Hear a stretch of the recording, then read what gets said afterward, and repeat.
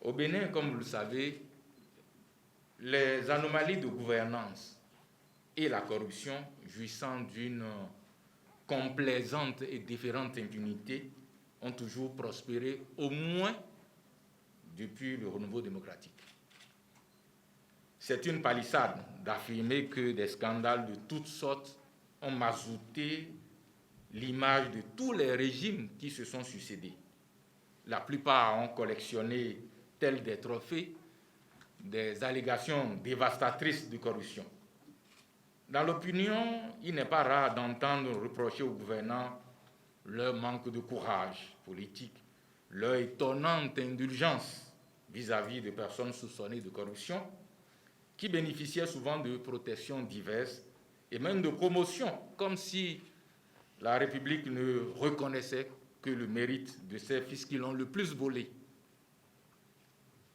De 2016 à 2021, la nature des prévarications, le métier et le culot de leurs auteurs n'ont guère varié, loin s'en faut. Les subterfuges dont se parlent les commis de l'État en la matière se sont même affinés. Mais c'est à ce qui a fondamentalement changé dans le traitement des cas de corruption qu'est consacré cet ouvrage intitulé « Lutte contre la corruption sous la rupture, réformes et grands procès ». Le titre du livre, qui se suffit à lui-même, ouvre une petite fenêtre sur son contenu. Cependant, on peut retenir qu'il s'agit d'un document de 318 pages, clairement subdivisé en deux grandes parties. Dans la première partie sont rappelés les engagements du candidat Patrice Talon en matière de lutte contre la corruption. Engagements transformés plus tard en réformes judiciaires, politiques et en innovations administratives. Et dans la seconde partie de l'ouvrage sont présentées plusieurs affaires emblématiques de la lutte contre la corruption dont a connu la Criette depuis sa création en 2018. En effet, le diagnostic établi par le président qui a pris les rênes du pouvoir en 2016, dans un contexte où l'impunité était la règle et la répression l'exception, est sans priorité. Il faut à tout prix, à travers des réformes osées, extraire le pays et son économie du cercle vicieux qui associe corruption endémique et extrême pauvreté. C'est justement à un exercice de revue en détail de ces réformes que se sont adonnés les deux auteurs dans la première partie de l'ouvrage. 116 pages sont ainsi consacrées à l'exposé de cette panoplie de corrections et d'amélioration des pratiques et habitudes dans tous les secteurs, notamment dans les domaines économiques et financiers, puis dans le secteur judiciaire. Les auteurs y soulignent en même temps les effets induits sur la qualité de la gouvernance et les performances de l'économie nationale. C'est également dans cette partie que sont scrutés, par exemple, le Bureau d'analyse et d'investigation, BAI, véritable cheville ouvrière de cette croisade anticorruption, et la Cour de répression des infractions économiques et du terrorisme, CRIET, qui désormais porte le glaive dans la gangrène qu'est la corruption. L'ouvrage incite surtout sur ce que cette Cour apporte d'innovant dans la moralisation de la gestion du bien public, la lutte contre l'impunité et la mise à sac organisée des ressources de l'État. Il y a par ailleurs exposé de nombreuses réformes voulues, efficaces et durables pour freiner l'élan des acteurs qui organisent l'évasion des recettes publiques, siphonnent et dilapident les ressources de l'État dont ils ont la charge de la gestion. On peut en énumérer quelques-unes de ces réformes auxquelles les auteurs ont consacré des sous-chapitres conséquents. La réforme et la dynamisation de la cellule nationale de traitement des informations financières, CENTIF, la mise en place des agences gouvernementales, la modernisation de l'administration fiscale, l'introduction des machines électroniques certifiées, la mise en place de la plateforme des services publics, l'ouverture de guichets uniques dans les domaines du foncier, la gestion des pensions de retraite et la gestion de la fiche de paye des agents de l'État. À cette liste non exhaustive s'ajoute une batterie de réformes dans le secteur douanier, la dépolitisation des fonctions de la chaîne de dépenses publiques à travers un fichier national d'admission et de nomination des cadres et les réformes politiques contre la corruption, dont le financement des partis politiques. À cette longue énumération, il faut associer la Cour des comptes, présentée comme l'institution désormais chargée du contrôle des partis politiques bénéficiaires du financement public. À côté se remarque le Haut Commissariat à la prévention de la corruption, qui se substitue à l'Autorité nationale de lutte contre la corruption, la Caisse pour les dépôts et consignations, et j'en oublie. François Audo et Michel Tchanou ont enfin exploré les nombreuses mesures d'amélioration du cadre macroéconomique, d'assainissement des finances publiques et de rationalisation des dépenses publiques. C'est dans ce panier qu'ils ont rangé, par exemple, le leasing, les mesures de renforcement du contrôle des charges du personnel de l'État, la meilleure organisation et gestion des évacuations sanitaires, la création de la cellule des voyages officiels, le système d'encadrement des missions officielles ainsi que les mesures de dématérialisation. Les auteurs ont enfin mis en exergue sur chaque réforme présentée les effets induits, aussi bien sur l'économie que sur la qualité de la gouvernance et plus spécifiquement sur la lutte contre l'impunité.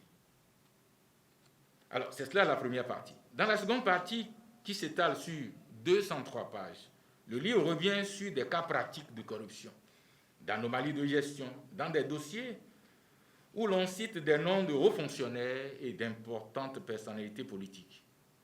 Il s'agit d'une tentative de restitution des faits tels que perçus, analysés et jugés par la criette, afin d'appréhender les vrais ressorts d'histoires de grossières malversations qui ont connu cette fois des fins judiciaires et d'autres qui n'ont pas encore livré tous leurs secrets.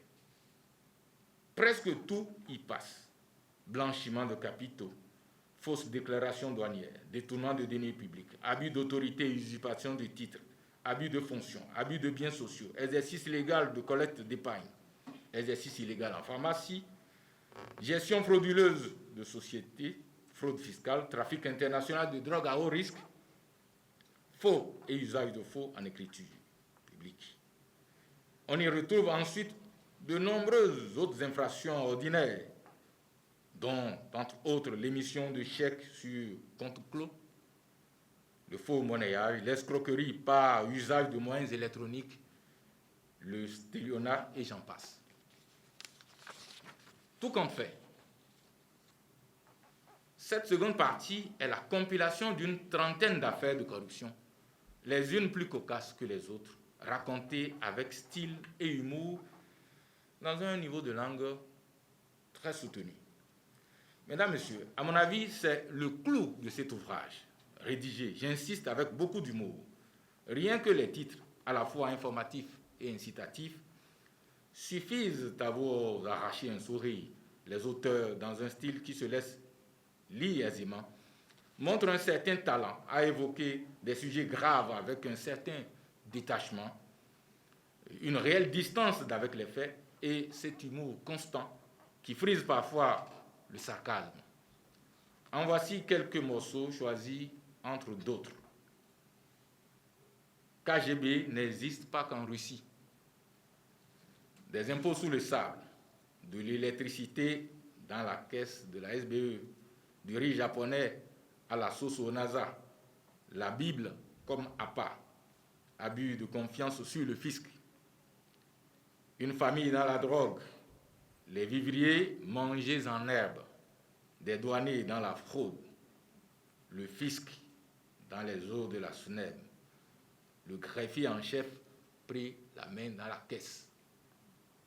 Derrière chacun de ces titres se dissimulent d'incroyables histoires mettant en scène divers acteurs aux responsabilités ou non, qui démontrent un étonnant courage, si ce n'est de la témérité, en tout cas un extraordinaire talent dans le détournement, le vol ou les passe-passe frauduleux pour s'approprier ce qui appartient à tous. Ce qui transparaît davantage dans la présentation de ces affaires et des nombreuses autres histoires croustillantes racontées dans cette partie du livre, c'est l'évident parti pris des auteurs contre la corruption. On y lit entre les lignes presque du soulagement. Oui, le soulagement de voir enfin de grands commis de l'État ou des personnages publics sanctionnés pour avoir été convaincus de corruption devant un tribunal. On doit à la vérité d'observer quand même que cela n'était pas si courant dans le pays. Lorsqu'on interroge tous ces dossiers de corruption, un constat se dégage. Les auteurs de ces infractions jugées par la Criette sont loin d'être majoritairement des acteurs politiques.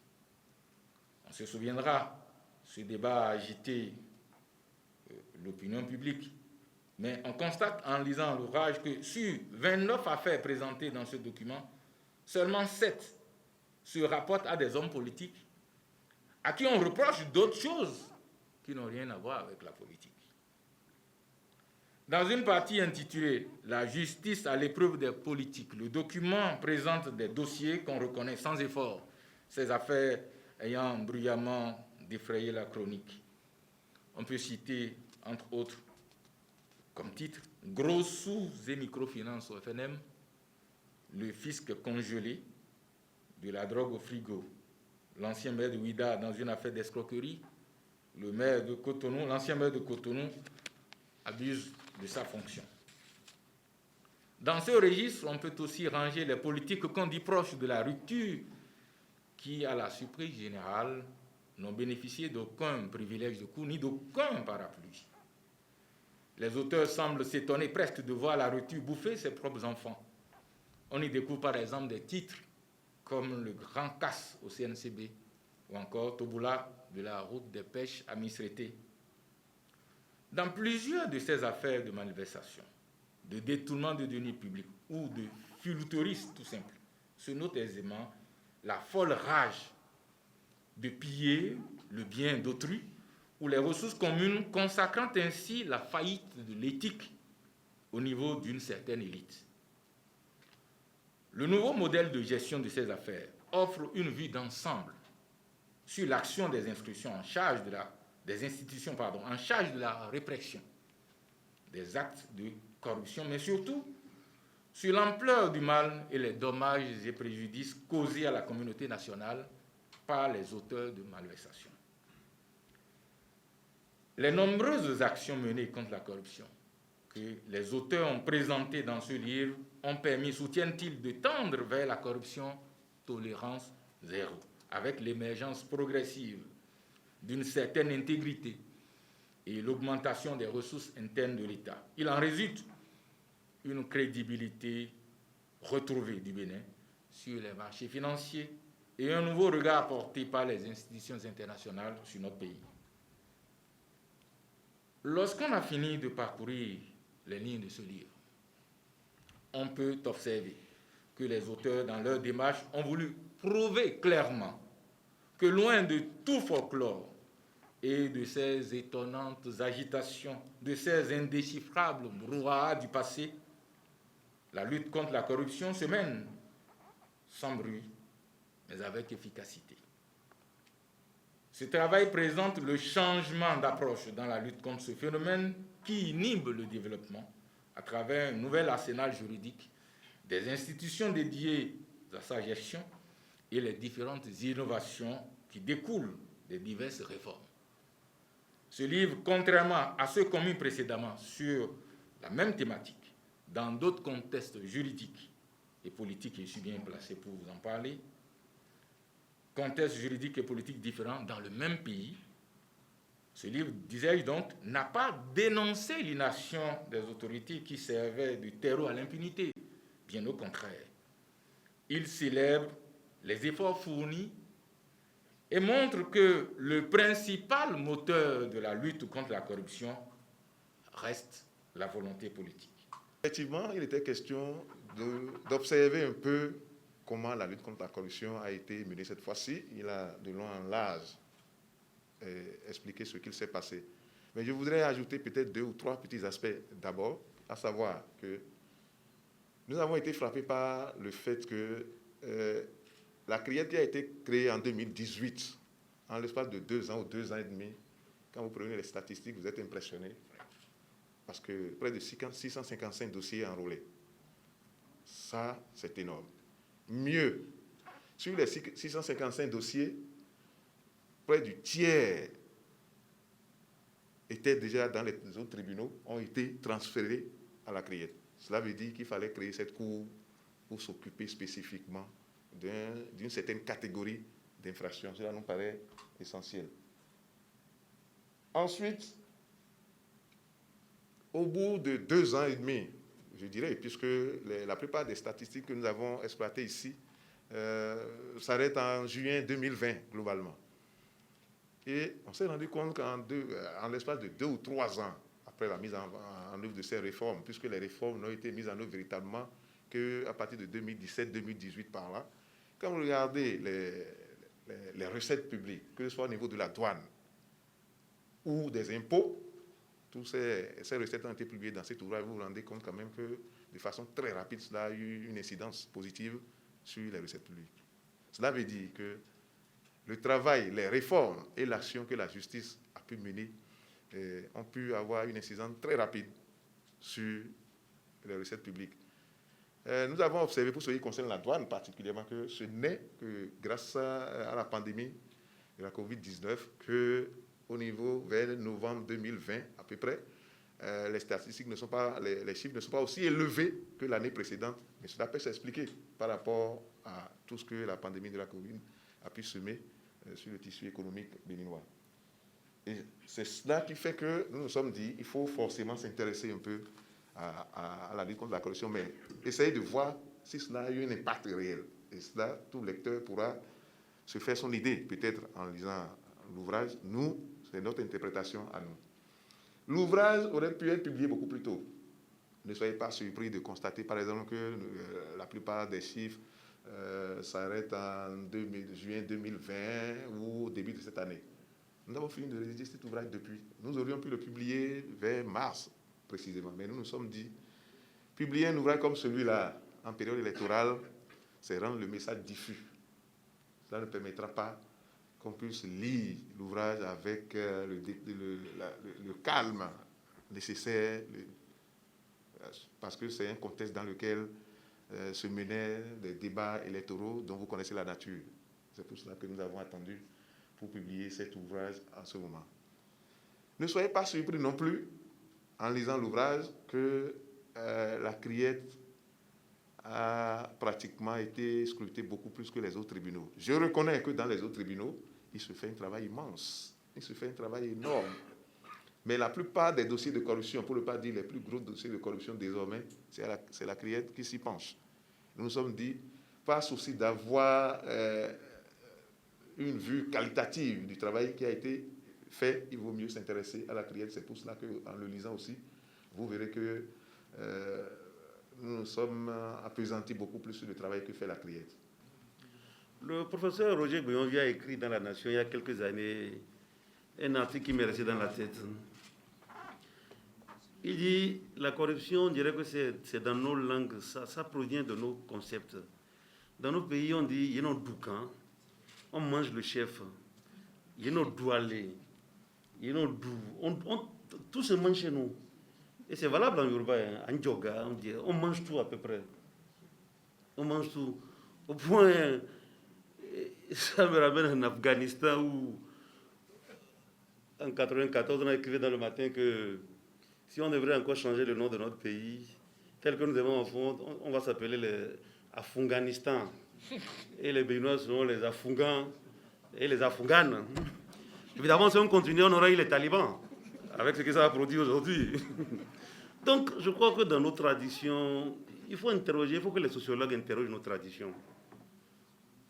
Par principe, on dit qu'on ne regarde pas la bouche. Quand on a quelqu'un qui a un ami sur le pommier, le manguier ne mange pas des fruits, des bruvères. Une fois, il disait qu'on ne regarde pas dans la bouche des grillères d'arachide. C'est lui qui va manger un peu. Et nos traditions, même, c'est cela. Les fonds d'abomé, on ne peut pas aller chez un dalle les mains vides. Hein. Ils ont une béro. Est-ce que ce n'est pas les sociologues? Est-ce que la corruption, ce n'est pas consubstantiel ce n'est pas, il y a un problème qu'il faut que nos traditions interrogent. Et si nous devons faire la République comme les autres, je ne sais pas si peut-être il faut regarder notre manière. Mais la République a ses traditions. Et nous avons fait le remède de l'abus, n'est toujours de l'abus. Hein. Le mal arrivé à un certain point s'égorge lui-même. Nous avons abusé, on en est là. On en est arrivé là. Donc, le chef de l'État, il est venu, il a dit, voilà les principes, et nous avons voulu évaluer. Ça a été dit de long en large. Je finirai en disant que de toutes les réformes dont on a parlé, il y a 2 réformes sur lesquelles on pourra évaluer la chose concrètement, qui peut-être peut nous amener à écrire un 2e tome à cet ouvrage. Un, d'abord, c'est le financement des partis politiques. Mon ami Jacques Ayadi est dans la salle, et d'autres seront là. Est-ce que le financement des partis politiques pourra nous aider à avoir ce nombre de partis politiques dans 2, dans 3, dans 4 ans, ce volet-là, on pourra l'évaluer dans quelques années. Il y a aussi cette institution qu'on vient de mettre qui paraît banale, hein, la caisse de dépôt et de consignation. Autant on a déjà les résultats de la dématérialisation, les factures, la douane nous a vraiment aidés, on a déjà les résultats de la douane, mais il nous faut quelques années pour voir ce que la caisse de dépôt et de consignation peut contribuer à notre économie. Donc cet ensemble-là, le financement des partis politiques, la caisse de dépôt et de consignation, c'est des choses qu'on ne pourra évaluer que dans 2, dans 3, dans 4 ans, ce qui peut peut-être nous amener à revoir 10 ans après quelle fut l'œuvre de la rupture, quelle fut l'œuvre du président Talon.